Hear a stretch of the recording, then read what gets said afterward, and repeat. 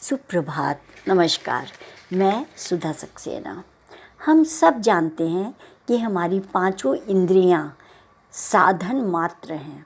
इसके पीछे हमारा चेतन तत्व मन या बुद्धि कार्य करते हैं, जो कि इंद्रियों को आदेश देते हैं सूचना लाने के लिए, और फिर उन सूचनाओं को में से काट छांट करके अपने लिए उपयोगी सूचनाओं को एकत्रित करके उनको क्रियान्वित करते हैं, उन पर कार्य करते हैं। तो इस तरह से अगर देखें तो प्रमुख रूप से हमारा मन और मस्तिष्क इंद्रियों के लिए सहायक होता है। आइए कुछ इसी पर चर्चा करते हैं कि हमारा मन इंद्रियों के पीछे काम ना करें तो इंद्रियां कुछ भी नहीं कर सकती। इस संसार में खुशी किसे नहीं चाहिए। हर कोई इसकी तलाश में भटक रहा है। तो आखिर किसको खुशी मिलती कैसे है? सामान्य समझ तो यही कहती है कि जब कोई कुछ पाना चाहता है और वह चीज़ उसे मिल जाती है तब वह खुश हो जाता है, और वह चीज़ जब तक नहीं मिलती तब तक वह दुखी रहता है। परंतु हम यह भी तो देखते हैं कि मनपसंद चीज़ को पा लेने के बाद भी मनुष्य की खुशी लंबे समय तक टिकी नहीं रहती है।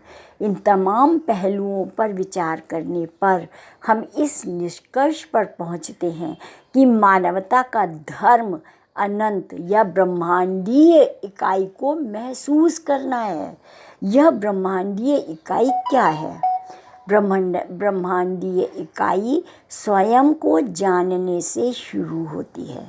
परमात्मा से जुड़ने की पहली सीढ़ी इस ब्रह्मांडीय इकाई को समझने के लिए जानना आवश्यक है। मनुष्य का मूल स्वभाव या उसका धर्म क्या है?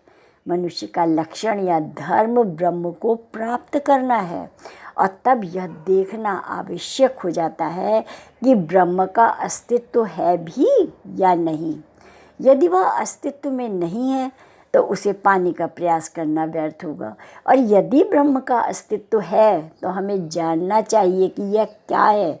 जब हम उसे जानने लगते हैं तो उस सुख को महसूस करने लगते हैं, और यही एहसास हमें स्थायी सुख की ओर ले जाता है।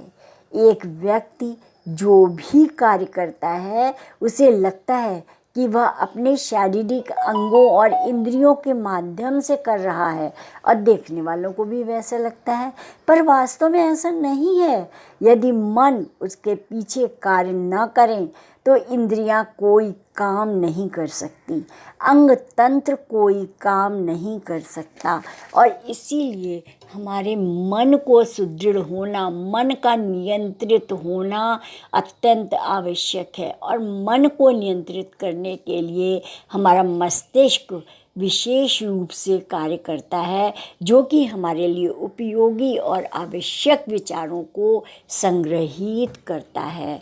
और ये सारे कार्य वह चेतन तत्व जो हमारे शरीर में है वह उसे प्रेरित करता है। तो यदि हम गौर करें तो वह जो ब्रह्मांडीय इकाई है वह हम स्वयं हैं, और इसीलिए कहा गया अहम ब्रह्मास्मि, क्योंकि उस चेतन तत्व का एक अंश हमारे शरीर में है। हम उसी से सोचते विचार करते हैं। तो यदि हम देखें तो यदि हम इस बात को समझ लेंगे तो निश्चित रूप से हम सत्कर्मों को करेंगे, और सत्कर्म का तात्पर्य है कि वो कार्य जिसमें केवल स्वार्थ ना हो, केवल अपना ही हित ना हो, बल्कि सबका हित हो, अधिक से अधिक लोग उससे लाभ उठाएं। वो कर्म जो है वो सबसे अच्छा होता है। तो आज इतना ही। आप सब ने मेरे चैनल को लाइक और सब्सक्राइब किया है, उसके लिए आपका अतिशय धन्यवाद। नमस्कार।